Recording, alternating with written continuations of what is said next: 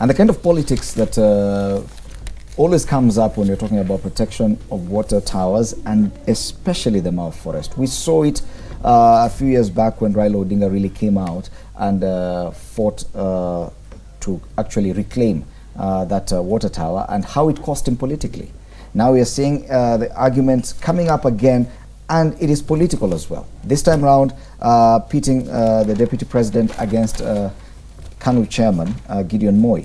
Now, should we really be politicking about these matters? Yes, I know that people involved, and that's the basis of the politics. There are people already settled there. They have to be evicted. Of course, we'll blame one or two people here and there. But at this point in time, should we really be politicking about this matter?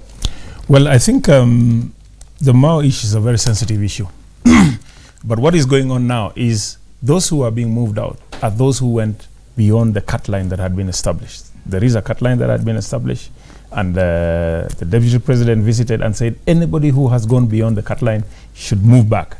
And I think that is what is happening. And we're seeing now is voluntary movement of people. They are leaving the place. I pity the politicians who think they can gain from this.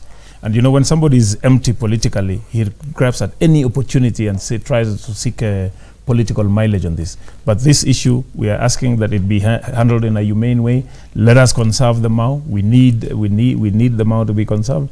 That cut line area has been reserved. I think the Nyayo Tea Zone's authority is preparing to plant tea.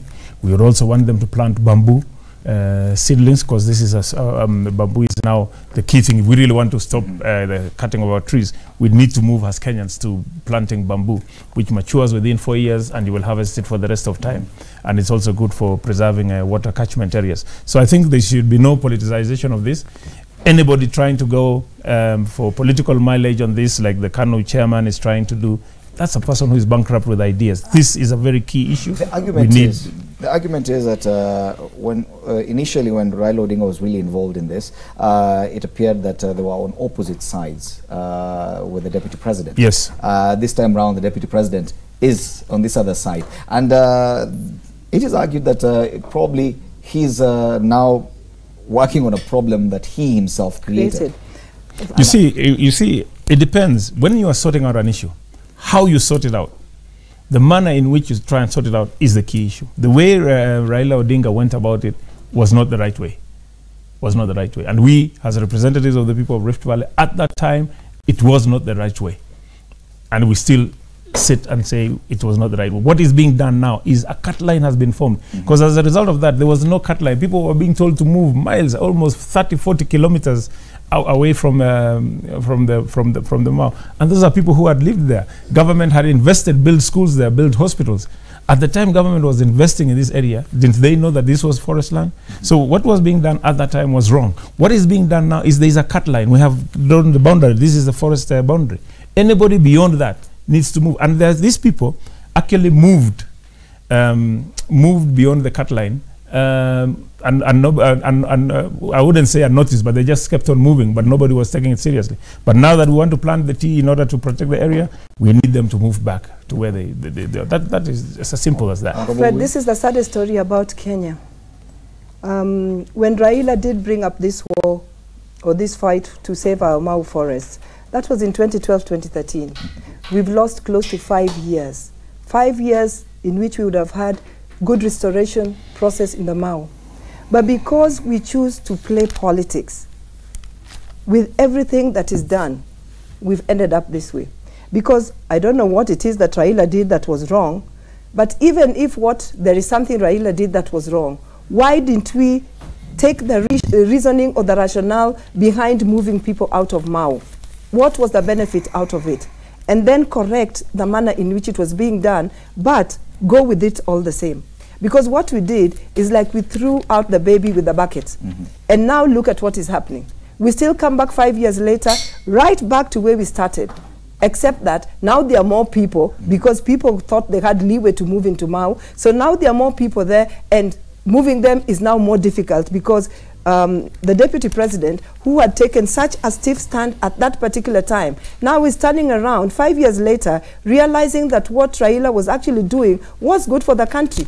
But now he's faced with the same problem. So the fact that we always politicize things makes us lose time in which we can make a lot of corrections, you know.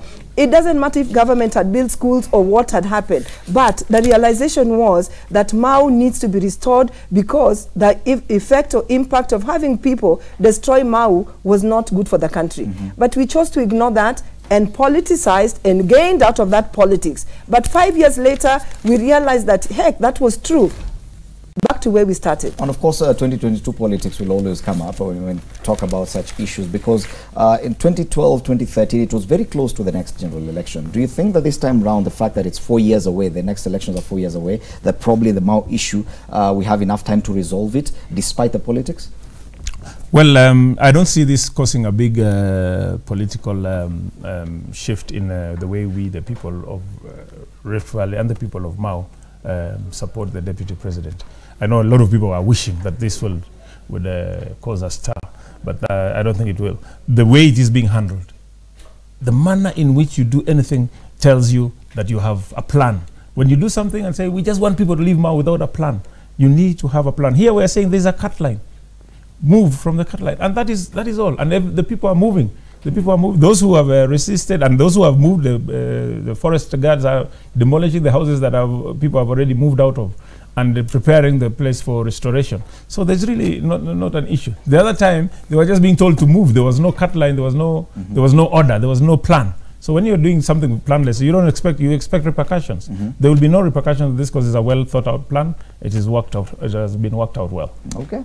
Rosa, I think this one is settled for now. Let's because it's an ongoing process. We just you know, for me, when he says that there's going to be no repercussion, I'm just seeing something very different. It's not in the manner, it's not in the plan, but it's taking a different dimension. That this is one of us doing it to us, so it is okay. But when it's an outsider or not one of us in that position trying to make the correction, then it becomes a problem.